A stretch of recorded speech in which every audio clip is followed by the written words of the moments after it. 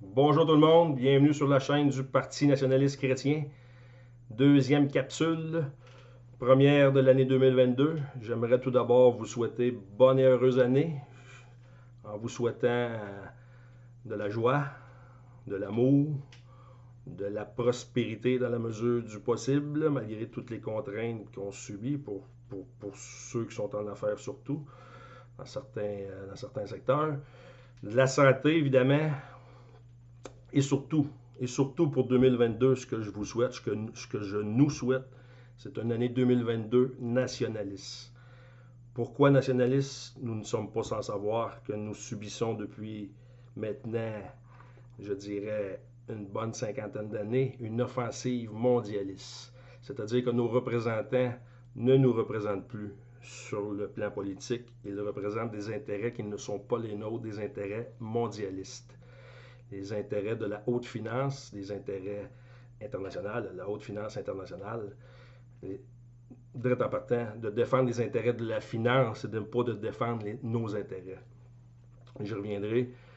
Mais pour ce faire, pour mettre un stop à cette offensive mondialiste, qui, comme je viens de dire, n'a pas débuté avec le délire covidiste, ça a commencé avec le délire migratoire, sous prétexte à supposément pour nous enrichir. Le délire climatique, il en fait partie. Toutes les organisations, là, les agences qui émanent de l'ONU, là, toutes les politiques qui émanent de ces agences-là, même l'UNESCO, pour dire les politiques de délire, de genreisme et de toute la reconstruction identitaire qu'on essaye d'inculquer aux nouvelles générations. Il faut mettre un frein à ça, il faut mettre un stop à ça. Puis évidemment, le délire covidiste, là, ça n'a plus de sens. C'est la dystopie totale. Donc, il faut s'organiser. Là, ça fait 2 ans que ça dure, là, ou presque. Je vois des publications, je vois qu'il y a beaucoup de gens qui sont réveillés, qui sont allumés, puis qui voient, ils comprennent que c'est une fraude totale sous tous les aspects. Sur le plan scientifique, ça ne tient pas. Encore là, je reviendrai là-dessus. Là, on a 17 programmes, 17 points, excusez, sur 17 objectifs au parti. Ça fait à deux reprises, on s'est réunis. Puis ça avance justement pour revenir à ça. Ben, j'aimerais vous dire tout d'abord, j'ai pas de script, j'ai jamais de scénario, je suis pas capable de faire un script, là, j'y vais comme ça, là, comme que ça vient.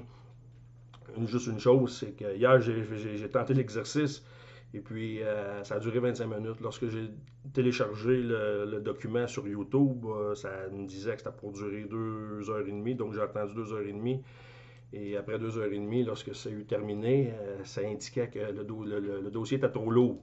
Donc là, je sais que ça ne doit pas durer plus que 15 minutes. Donc ça se peut que ça coupe vite là, vers la fin. Donc pour revenir à nos moutons, pourquoi un parti nationaliste chrétien? Pour faire obstacle, pour mettre sur pied une véritable opposition.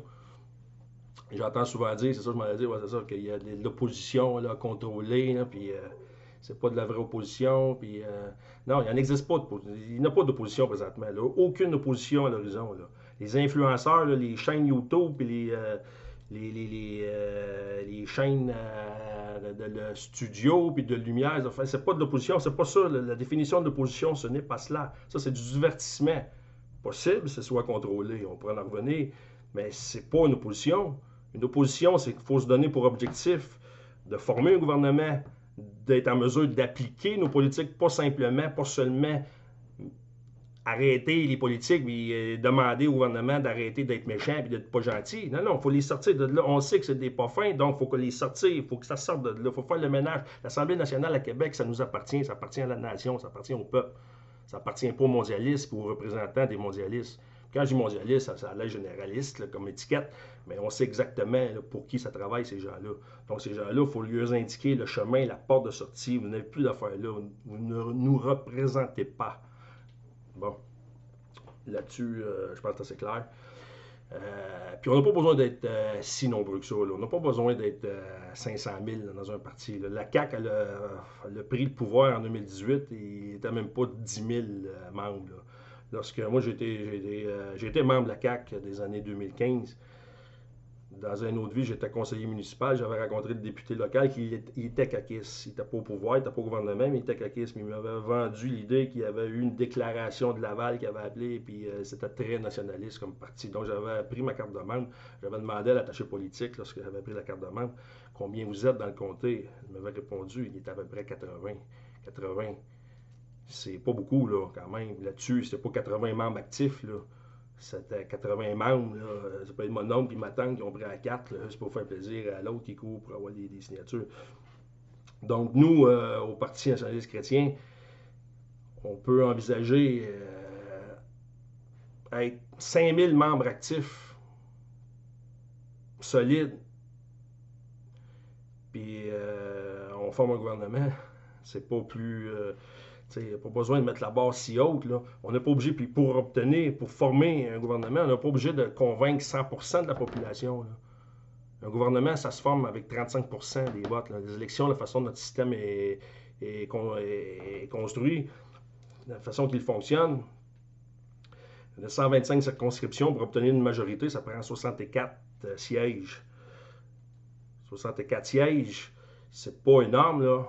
C'est 64, 65 équipes. Mettons qu'on aurait 80 équipes avec une dizaine, une quinzaine de membres dans chaque circonscription, avec un candidat dans chaque circonscription.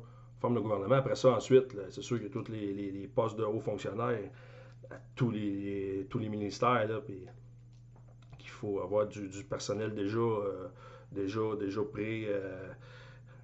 qualifié.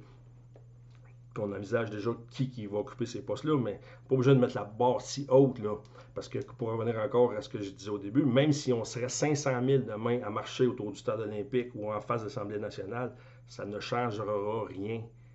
Ces gens-là, ils ont la légitimité du pouvoir, ils ont été élus, on a un système démocratique, on adhère au système démocratique, on se présente devant l'électorat. Si jamais ils changent la donne, au moins on sera prêt, on sera organisé. Mais d'une façon ou d'une autre, il faut être organisé. Ces gens-là ne reculeront pas. Même si on se mettrait à genoux devant eux à l'Assemblée nationale, devant l'Assemblée nationale, dire arrêtez, vous n'êtes pas fins, vous n'êtes pas gens. Ils ne reculeront pas.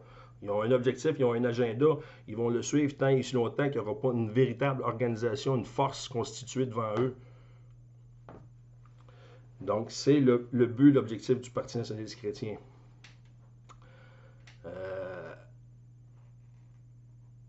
Par rapport à l'opposition, à l'opposition contrôlée, ouais. Comme je viens de vous dire, c'est pas de l'opposition. C'est pas de l'opposition. C'est pas ça de l'opposition. À la limite, Éric Duhaime, avec son Parti conservateur du Québec, c'est de l'opposition contrôlée.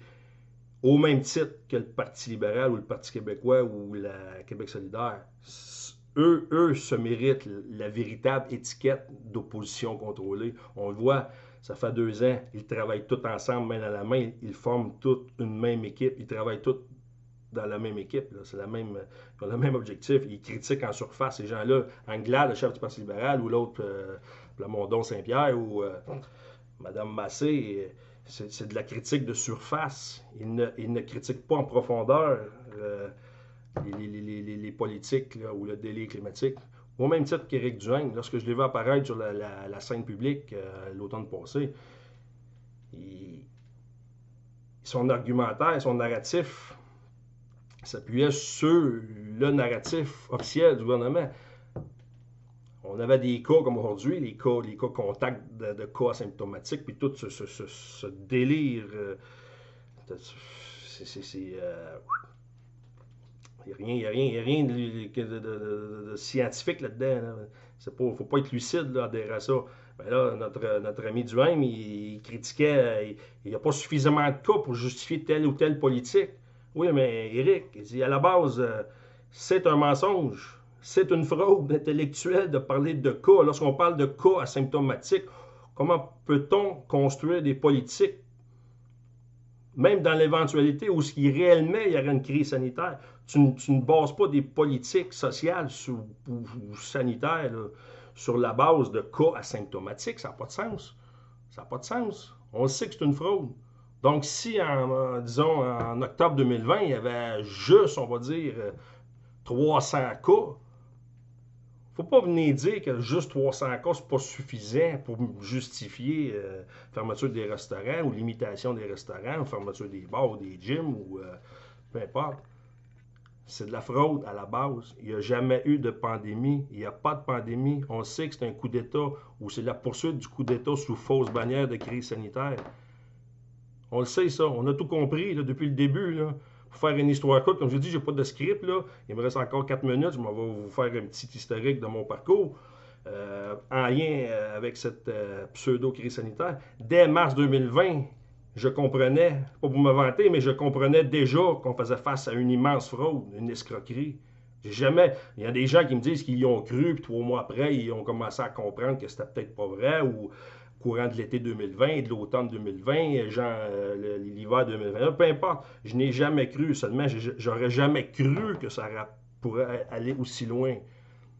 Je croyais que c'était une H1, N1 2.0 qu'on essayait de nous passer. Finalement, je me suis aperçu après coup, en creusant, pas bien profond, j'ai creusé juste un petit peu là-dessus. Oh, tabarouette, j'ai dit oui, ok, ils sont organisés.